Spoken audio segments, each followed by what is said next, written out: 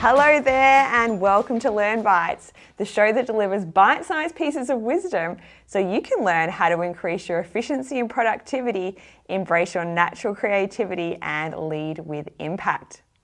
I'm Samantha Garrett from Using Technology Better, and joining me today is Sam McNeill. That's right, another Sam. So Sam McNeill is an education solutions specialist at Microsoft, and he's here today with us to talk about efficiency and productivity, one of my favorite topics. So let's jump in now, meet Sam, and kick off this conversation. Hello, Sam. Welcome to the show. Hey, Sam. It's good to be here. Thanks for having me. It is. And we're going to have so much fun today with the Sams and the Sams. I love it. So you're my first other Sam on the show. So there you go. Beautiful. Looking forward. Awesome. So, Sam, before we go into our efficiency and productivity speed round, I thought you'd just like to share a little bit about yourself with the audience and what you're passionate about. Yeah, beautiful. So Sam McNeill, I work for Microsoft right now and work in the education space across Asia Pacific. And what I'm passionate about, Sam, is kind of that intersection of technology and education, where that kind of comes together. It's a super dynamic space. I don't think anyone's totally nailed it yet, so it's always evolving, and it's just a real joy to be part of trying to make that intersection a more interesting and effective kind of place. And the byproduct of us doing our job well is that hopefully students get a great learning experience as well. So I'm pretty cool about that. Yeah, it's a pretty awesome area to be having influence over, isn't it? It's so powerful. Look, it is, we've all been students at one stage of our lives, and hopefully we're all lifelong learners as well. And so we can take those same skill sets and apply them in different areas. And I heard a fascinating insight. I was on a call with our Global Vice President for Education, Anthony Salcito, and he made quite an astute observation saying that students in classrooms around the world now, and those classrooms are often home, they're learning the same skills that many of us in the professional workplace are learning, this hybrid learning space. We need to be learning from home, we need to be learning in the office. And for once, that educational experience is on a par with what our work experience is. So those students are kind of learning at the same time as their parents or their uncles or aunties. It's just a really interesting and dynamic time. It is. And I'm so fascinated about that idea, because there's been a lot of talk, particularly I'm in Victoria, over here in Australia, about the disadvantage for students because we had such a long period of right. At home learning last year. But I had thought that, Sam, one of the silver linings of this is it's kind of preparing them for the remote working, or even if they do head off to university or similar further learning, it's that kind of learning.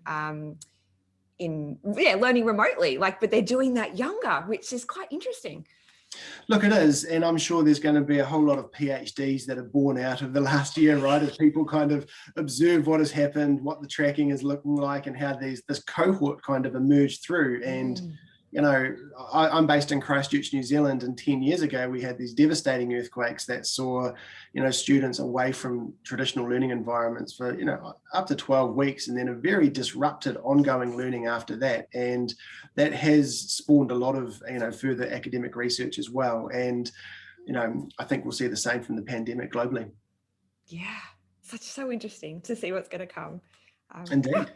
We haven't even gotten to the questions yet, and it's awesome discussion. So thank you, Sam. Loving being part of it. So on that note, let's move in. So as you know, we try and keep this bite-sized as best we can. So sure. We have 8 questions on efficiency and productivity in 4 minutes, and I'm going to pop the timer on. So are you ready? Yeah, I've got the timer ready. You ready to take the challenge? Yeah, hit me with it. Awesome. All right, I'll push go. First mobile phone and current phone. Nokia 5110, the good old brick classic, and I have an iPhone 11 Pro now, I think. I love it. I had a 5110 too. That's why I got excited. I was so jealous of the 3210s, the slightly smaller version. When I got that, I thought I'd arrived. But 4 minutes, we're cracking. Let's go. What does working efficiently and productively mean to you, Sam?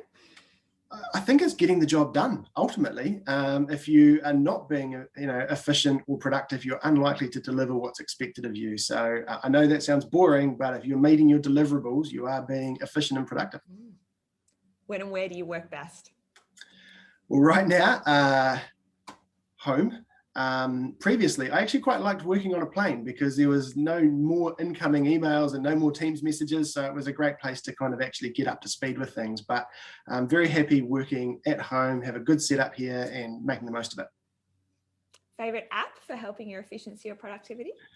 Look, it would be remiss of me working for Microsoft not to say Microsoft Teams, but quite legitimately, it is super helpful. I can bring all of my messages together. My emails are sitting there. I can spin up a video call like this one. It's all in one place. Super helpful. Side note, I would say Siri making reminders on my phone. I walk out and say, remind me tomorrow at 9 a.m. to Siri's listening. She's just started recording this one. Shut up, go away. That's also very helpful efficiency app. Lovely. Biggest efficiency or productivity challenge, Sam? Look, I think it's the volume of incoming messages that require some form of response. That for me is quite challenging. I work across Asia Pacific, so I've got teams in all sorts of different countries who have different projects at different times, and they're all looking for guidance and input and support. And that keeping all of those things separate but moving forward is a real challenge from a productivity perspective. And I think I, like many people, fall into that. I'm just going to respond to whatever's at the top of my inbox. I'm going to respond to whatever the latest message is that's come in, and actually being able to go, no, maybe some of those other things that need to be responded to as well. That proves a challenge for me. The number one thing you've done that has the biggest impact on your efficiency or productivity? Yeah, I got this tip from a colleague when I was working in a school, actually, and he said he tried to put his meetings either on a Monday or a Friday, and then block the middle of the week, Tuesday, Wednesday, Thursday, for non-meeting time, getting stuff done, working with blah, blah, blah. So I've tried to adopt the same thing. I've tried to bookend my weeks with most of my meetings and then keep the middle of my week meeting free as much as possible. Doesn't always work, but whether you choose to put your meetings all on one day or separately or half days, I think there's some wisdom in that. We might come back to that. I'm fascinated by that idea. 57 seconds, book, video, or podcast that you'd recommend to others. Yeah, I'm reading this one right now. It's by Daniel Epstein, called Range. And it's this fascinating thing. It's kind of the antithesis of the 10,000 hours rule, because it says rather than being hyper specialized, there's real benefit in having breadth of experience, breadth of skill sets for better problem solving. So Range by Daniel Epstein. I'm reading it. You should check it out. I love that. If you could save an hour each day and spend it doing something you're passionate about or something you love, how would you spend it?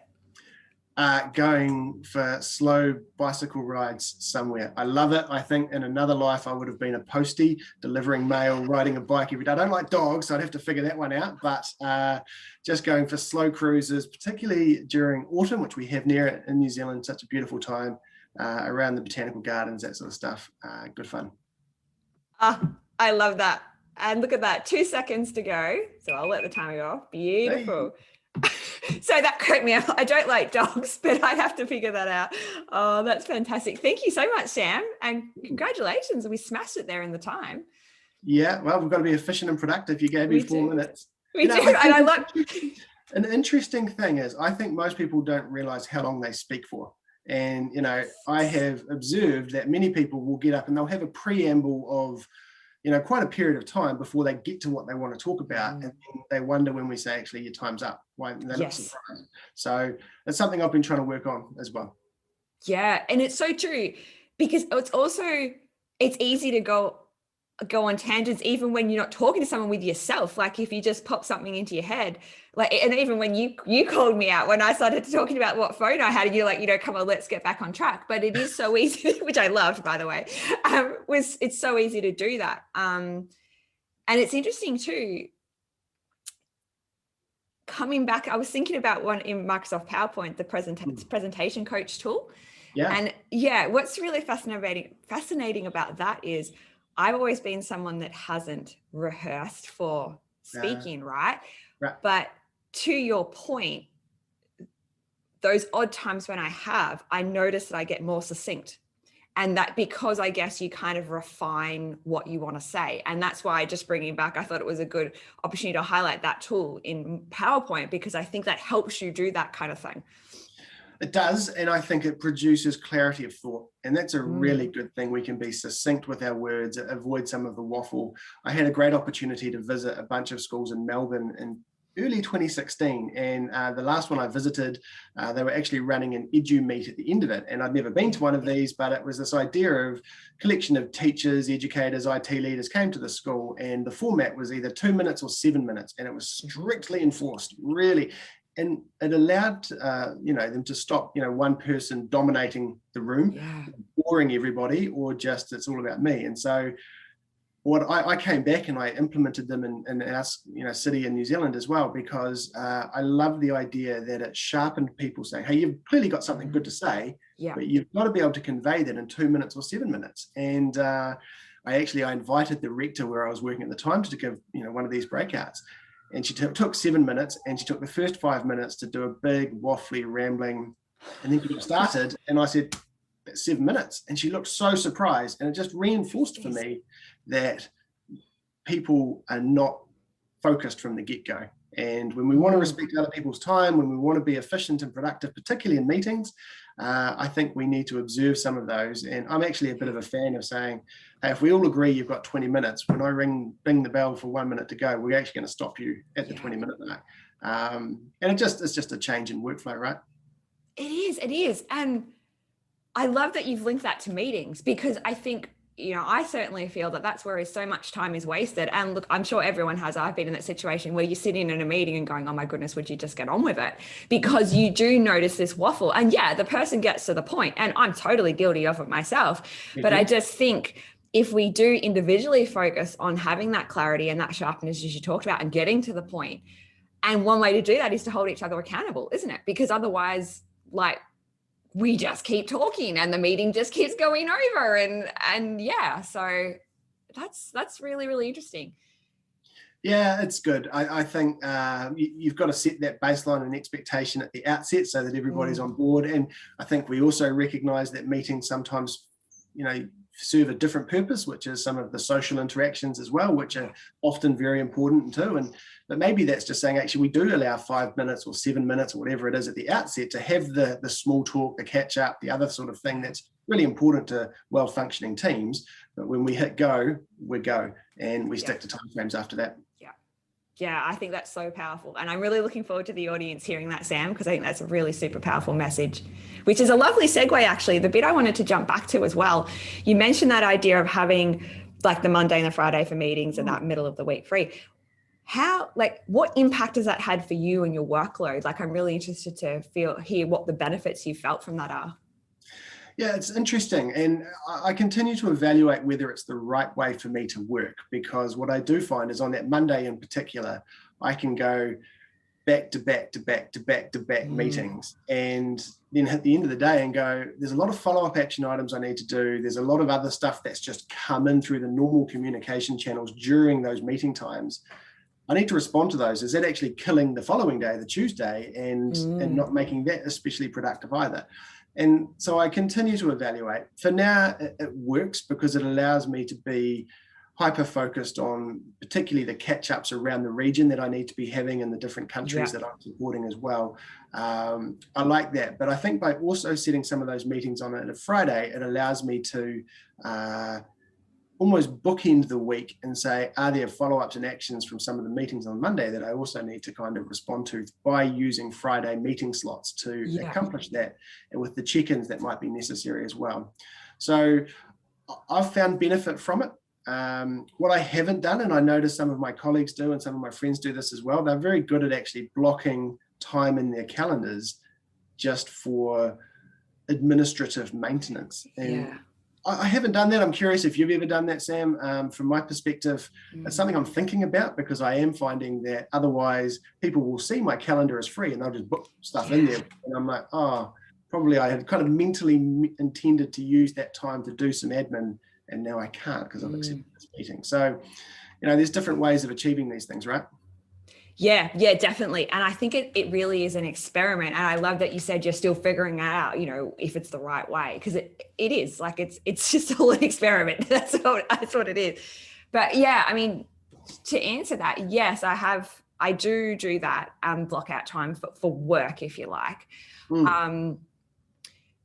it's one of those things that I go through stints of doing it religiously, and then I go through stints of doing it less. And it generally depends on my workload at the time. Sure. And so, for example, this week I've got a lot to achieve and I've got quite tight schedules. So I have blocked in those admin blocks, and I've done them a couple of, for the last few weeks, actually, because it's been a similar kind of theme. But what I've also been doing with that is I've been writing in the calendar event what I want to achieve in that time. Ah, nice. So that way, like when it comes, I open it up, I'm like, cool, I'm going to do this, this, and this. And I have those things on a to-do list, but by just transferring them from the to-do list into the calendar event, then I can focus. And even funnily enough, I've got a couple scheduled for this afternoon. And last night after I knocked off, I was at home thinking, oh, I need to do this and I need to do that. So I just opened my phone, opened the calendar event and wrote them in. So then I wasn't thinking about them and they were in slotted for tomorrow. So yeah. So you're almost making an agenda item for your own personal kind of meeting with yourself of what you want to achieve. I like that idea. Yeah. I'll tell you an interesting one I've seen, and I think I've never done it, but I'd be curious to experiment with this. A colleague in the US who I've emailed from time to time has a permanent autoresponder on his email, and it simply says, I check email between 9 a.m. and 9:30 a.m. and 3:30 p.m. and 4 p.m. Outside of that, I'm focused on customers. And I thought, wow, imagine actually not being the slave to the inbox, that you feel like you need these fast turnaround responses. And I think this is where things like Teams has really helped, because it's made, instead of these big multi-threaded emails going on, you can have kind of real-time or asynchronous communication chats, which makes sense. But actually being super disciplined and saying, I'm allowing an hour for email a day, but it's only a half hour in the morning and it's a half hour in the afternoon. Outside of that, I'm not checking it because I'm actually trying to be super productive. Yeah. I've never been bold enough to do that, but I'm intrigued by the concept, right? I think it's a fascinating concept. And it's interesting you come back to email, because, you brought that up as one of the challenges. And that really sparked for me, because it's a challenge I hear so many people have. Yeah, I think it's really bold, but I reckon it's one of those things you could totally experiment with like that. I think that would be amazing. And the other way I wonder too is like how I work with my email is I have a system of, I call what processing email. So to your point, it's very easy to just focus on what's come up and just do that stuff. So what I try and do is stay quite close to inbox zero. And by achieving that, I've got some systems in place in the tools I use. And so for me, probably that morning, like I'm just thinking like the first part of the morning would probably be processing and really figuring out what needs follow-up action, what am I waiting for, that kind of thing. And then I'm thinking, well, the second part could be some of that actioning, and then similar in the afternoon. So I think my point when I get to it is, not too much waffle, is that I think it would be really interesting to combine that with a really strong system for working with your email, because otherwise it could just end up being that situation of like jumping in and doing what's just popped up.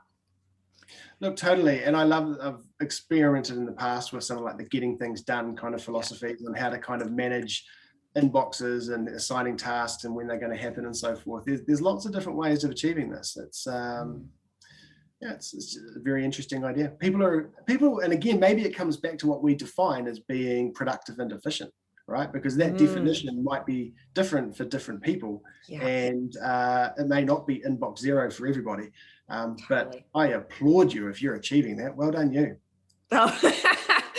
Not every day, but I try. But I mean, but also you're right. It's very much different for different people, and everyone gets different volumes of emails. And so I do think with this, like coming back to that idea of an experiment, I don't ever think there's one size fits all. And people often say, what's best practice? And I'm like, to me, there's not a best practice for everyone. There's a best practice for you, and how you find that is by experimenting with things. So I applaud you, Sam, for being an experimenter. Yeah. I guess my final thought, or an additional thought here, has been around, if we take it right back to education institutions, schools, universities, and so forth, there's a very strong focus on well-being for educators, which I applaud. And I think as more students have devices, they're emailing their teachers at all hours of the night, expecting responses and have you mark this and that. And, I've been involved in a number of schools that have tried to say, how do we stop all email from a certain period of time so it doesn't actually get delivered to the educators outside of, a defined school day, whatever that may be. And I see internally at Microsoft, a number of people have footers on their emails, which also say, Microsoft gives us a flexible working time. I'm sending this as at a time that works for me. Please don't feel compelled to respond outside of your own defined work days, sort of thing. And when you work in a multi-time zone type role like I do, and you've got people in the US that are emailing you, across Asia that are emailing you, it's always I think there's some courtesy as well in saying, hey, I respond when the flexibility of my time allows me. Please don't feel compelled to give me timely responses outside of your workday as well, right? Yeah. Yes. Oh, that is such an interesting topic, Sam. And I'm conscious of time, but I really want to extend on that, because it's amazing you bring it up today. In the media yesterday down here in Victoria, a story landed that was around teachers and our education union down here trying to include in an agreement that teachers have the right to switch off from email and everything after hours. And to be honest, I was really distressed. I'm thinking, I can't believe we've got to a point where this has to be something that's part of an agreement and considered a right. To me, it's like, it is a right. Like, I didn't even consider the fact that it wasn't. But I thought we've got to this point where people feel they need permission to switch off and not respond at all hours. And I just thought that was actually quite sad that we had got to that point. Yeah, it is. And again, I noticed yesterday as well, actually, that Microsoft has released a whole bunch of research they've done into the pandemic, and based off all sorts of telemetry and data, the trends that they're seeing, and certainly the increased out of hours messaging that's taking place in responses and what impact this may or may not be having. And, from a teacher's perspective, we want them in there fresh, ready to go at the start of the day, working with our kids, right? And if they've been responding to student requests and parent requests and all the rest of it up till who knows what hour, ultimately it's not going to be productive for them. So we need to protect that and recognize that there are limits to what the working day looks like, for sure. Couldn't agree more, Sam. Nice, good to be aligned. Yes, indeed. So on that note, we better wrap this thing up, given we've talked about waffling. But we love to chat, and these are such an interesting topic. So thank you so much. But before we do wrap, if people want to connect with you and find you, Sam, where can they do that? Yeah, of course. So connect with me on Twitter or LinkedIn. Twitter, my handle is just @SamuelMcNeill, McNeill with 2 L's. I also have a blog where I write regularly about education technology. You can check that out at www.samuelmcneill.com. Lovely. And we will link to those, of course, in the show notes. Thank you. Lovely. Thank you so much, Sam. I really appreciate it. It's been a fascinating and stimulating conversation, and I'm packed full of value. So really, really appreciate that. So thank you. See you later. Thanks, Sam. Bye. Bye. Hello again. Thank you so much for tuning into this conversation. I had an absolute ball talking to Sam, and I really hope that you enjoyed the tips and the tricks and the strategies that he shared. I think there was so much to take away in terms of meetings and calendar and email. So really hope you found it as useful as I did. So a couple of things before we wrap up for today. If you are watching the show on YouTube and you haven't already subscribed to the Using Technology Better YouTube channel, highly encourage you to do that so that you can get notified when new episodes are available. Or if you're listening to the podcast version, be sure to follow the show on your favorite podcast platform for the same reason, so you know when new episodes are there. And if you haven't already signed up for my fortnightly newsletter all about efficiency and productivity and organisation, be sure to do that as well. The link is below, along with those links and the book too that Sam mentioned in the interview. So that's it from me for today, but I'll see you again soon for another bite-sized piece of the learning adventure that is life. See you then.